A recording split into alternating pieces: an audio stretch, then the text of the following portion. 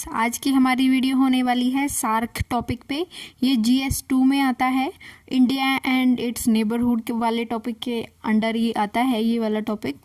तो ये हमारा सार्क है जो कि काफ़ी इम्पॉर्टेंट टॉपिक रहता है। एग्ज़ाम में काफ़ी सारे क्वेश्चंस यहाँ से फ्रेम हो सकते हैं। 2 क्वेश्चन तो हो सकता है कि सार्क में से भी आ सकते हैं।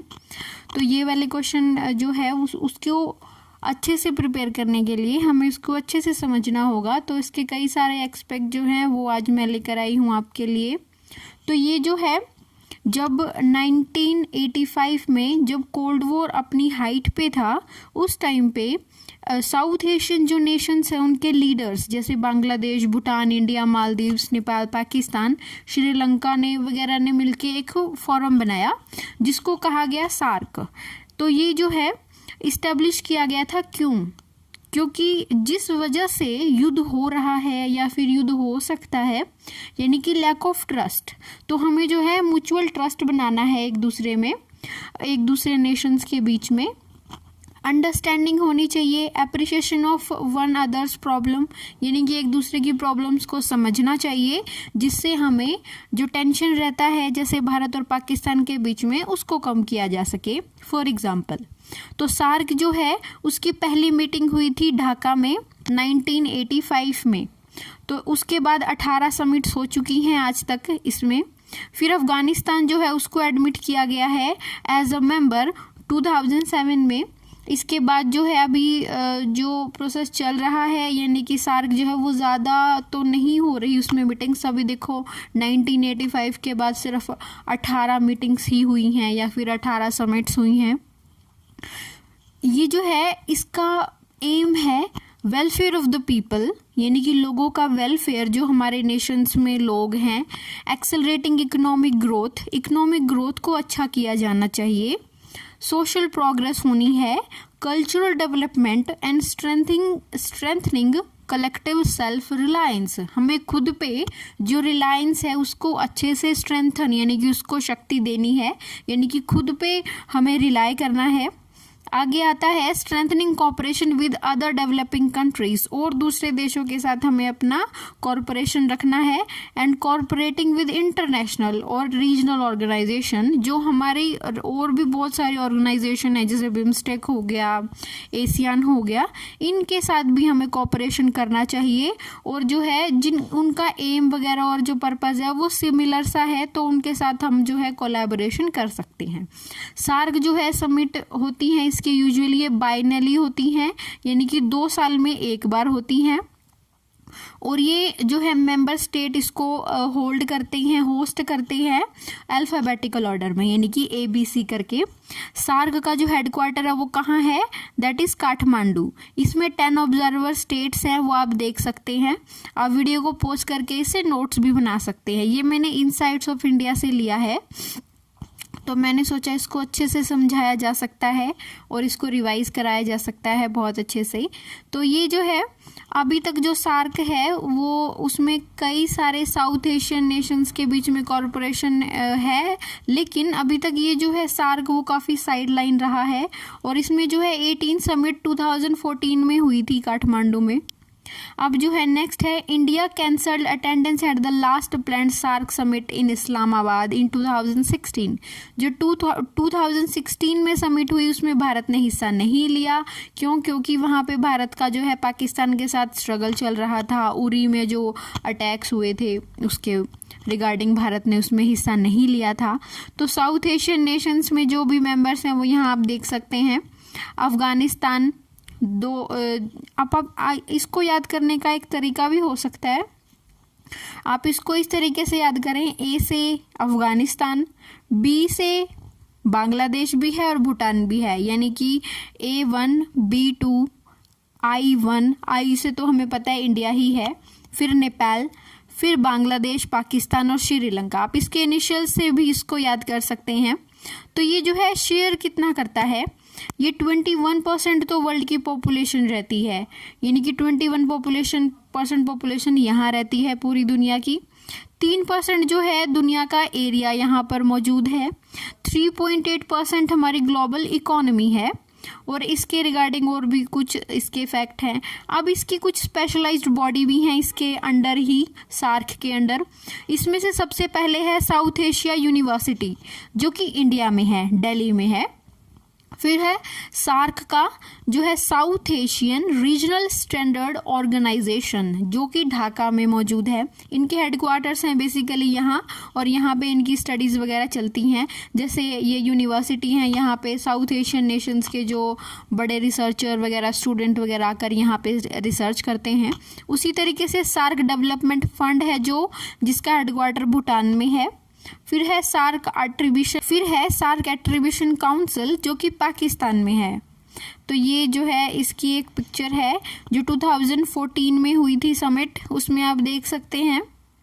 इसमें हमें काफ़ी सारे लीडर्स जो हैं वो दिखाई दे रहे हैं। हमारे नरेंद्र मोदी जी भी हैं जो बिल्कुल बीच में खड़े हैं। तो इसका सिग्निफिकेंस क्या है सार्क का? तो इसका काम ये है stabilising and effective transforming the region, यानी कि ये जो हमारा साउथ एशिया का रीजन है इसको ट्रांसफॉर्म किया जा सके इस तरीके से कि इसकी डेवलपमेंट में काफ़ी ज़्यादा ग्रोथ हो सके। इसको स्टेबलाइज करना है। फॉर एग्जांपल जो अभी श्रीलंका में क्या चल रहा है इस तरीके से, और पाकिस्तान और भारत, अफ़गानिस्तान में तो काफ़ी कुछ जो है वो थोड़ा अजीब ही चल रहा है वहाँ पे, क्योंकि वहाँ पे रिजीम चेंज हुआ है, उसकी वजह से काफ़ी प्रॉब्लम्स को फेस करना पड़ रहा है सभी को। और जो है सार्क का अल्टरनेटिव नहीं है अभी फ़िलहाल हमारे पास कोई, इसलिए हमारे लिए ये काफ़ी इम्पोर्टेंट है।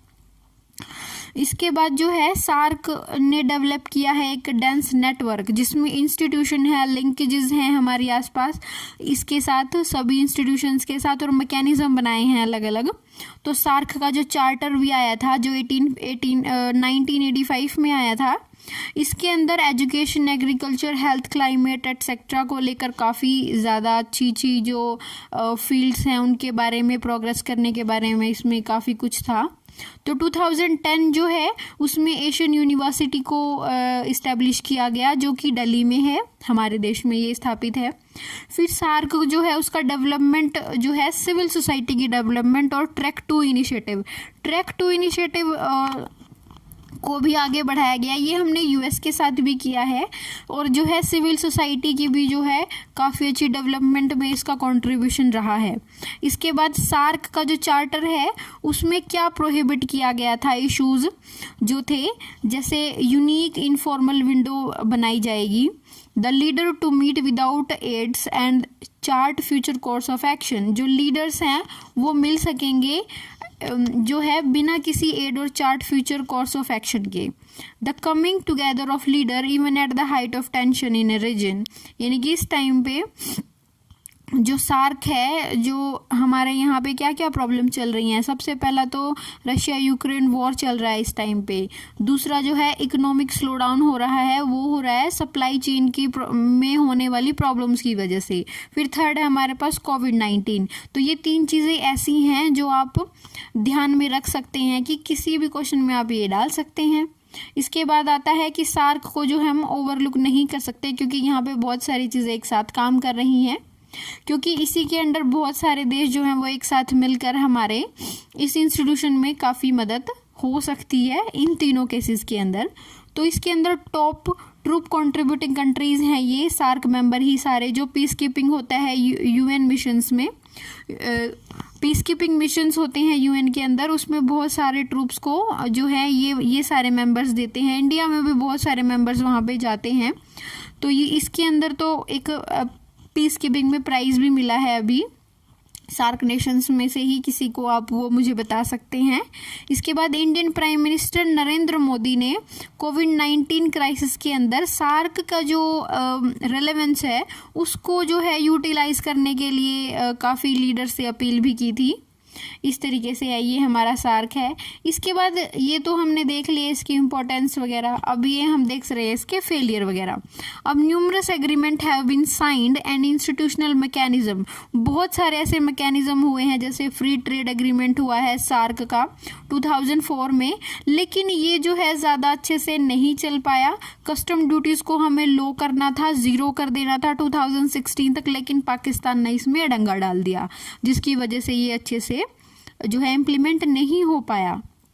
इसके बाद आता है साउथ एशिया जो है फ्री ट्रेड एरिया बनने वाला था 2010 तक, कस्टम यूनियन 2015 तक, इकोनॉमिक यूनियन भी हो सकता था यूरोपियन यूनियन की तरह 2020 तक, लेकिन ये भी ड्रीम जो है वो सार्क का रह गया, ये अच्छे से नहीं हो पाया ये भी, क्योंकि जो है कोई ना कोई नेशन जो है वो फिर से रोक डाल देता है, क्योंकि इसमें जो है सभी की सहमति होना ज़रूरी है। अब थर्ड जो सार्क समिट हुई थी 1987 में, उसमें रीजनल कन्वेंशन था एक, जिसमें suppression of terrorism and updated भी हुआ था, ये इसको अपडेट भी किया था 2004 में। ये एक एडिशनल प्रोटोकॉल की तरह था, लेकिन इसके बीच में भी प्रॉब्लम आ गई, ये भी जो है हमारा इम्प्लीमेंट नहीं हो सका। और जो है काफ़ी सारे हमारे जो नेशंस हैं ये इनमें बीच में आपस में जो है ट्रस्ट बिल्कुल भी उस लेवल का नहीं है जिस लेवल पे हम साथ मिलके एक दूसरे से पार्टनर बन सकते हैं और जो हमारी प्रॉब्लम्स हैं उनसे लड़ सकते हैं। जैसे पाकिस्तान है हमारा, वो कोऑपरेट ही नहीं करता है हमारे साथ सार्क के इनिशिएटिव्स में। तो इसी तरीके से सार्क में जो सैटेलाइट प्रोजेक्ट था जो इंडिया ने प्रपोज किया था, उसको भी पाकिस्तान ने 2016 में जो है उसको उन्होंने उसके अंदर भी उन्होंने ऑब्जेक्शन किया और फिर वो रुक गया। तो जो है सिक्योरिटी कोऑपरेशन का एरिया काफ़ी ज़्यादा प्रॉब्लमैटिक रहा है सभी देशों के बीच में। इसके बाद जो क्रॉस बॉर्डर हमारा टेररिज्म है पाकिस्तान की ओर से, उसकी वजह से भी बहुत सारे इनिशिएटिव फेल हो जाते हैं। इसी वजह से जो कंसर्न है वो हमारा रह जाता है। सार्क ने जो है काफ़ी कोरोना वायरस के टाइम पे ज़्यादा कुछ नहीं किया, हार्डली ही कुछ हुआ है सार्क के लेवल पे। अगर हो सकता तो इससे हम जो है काफ़ी सारे बहुत कुछ अच्छा कर सकते थे, इमरजेंसी हेल्थ इक्विपमेंट भी दे सकते थे। और फिर इसके रीज़न क्या है इसके फेलियर के, ये भी हम डिस्कस करेंगे। तो जो है सिमिट्री जो भारत की और दूसरे देशों के साथ होनी चाहिए as a geography, military strength और उसका इन्फ्लुएंस, वो जो है वो एक बिग ब्रदर जैसा है। एक फियर है कि अगर सार्क में अगर हमें जो है इंडिया को अपनी चीज़ें परस्यू करने दी गई तो शायद वो हेजीमनी हो जाएगी। हेजीमोनी मतलब जैसे हम ही राज करने लगेंगे, ऐसा वो लोग सोचते हैं। बिग ब्रदर वाली फीलिंग वाला सिस्टम है यहाँ।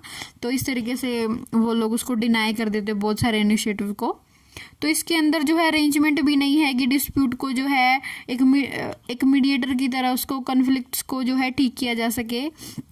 इसमें भी बहुत सारी प्रॉब्लम्स हो जाती हैं और इसी वजह से ग्रोथ नहीं हो पाती। अब जो मेंबर कंट्रीज़ हैं वो बायलेटरलिज्म में ज़्यादा चली जाती हैं इसकी, ये भी इसका फेलियर का रीज़न रहा है, क्योंकि बायलेटरल के केस में उन लोगों को ज़्यादा अच्छे से रीजनल लेवल पे वो लोग काम कर सकते हैं। जैसे बांग्लादेश और पाकिस्तान भी मिलके काम कर सकते हैं, इंडिया और बांग्लादेश मिलके काम कर सकते हैं, लेकिन ये सार्क के रूप में नहीं काम कर रहे।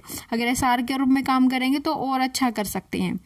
तो जो सार्क है वो फेस कर रहा है शॉर्टेज।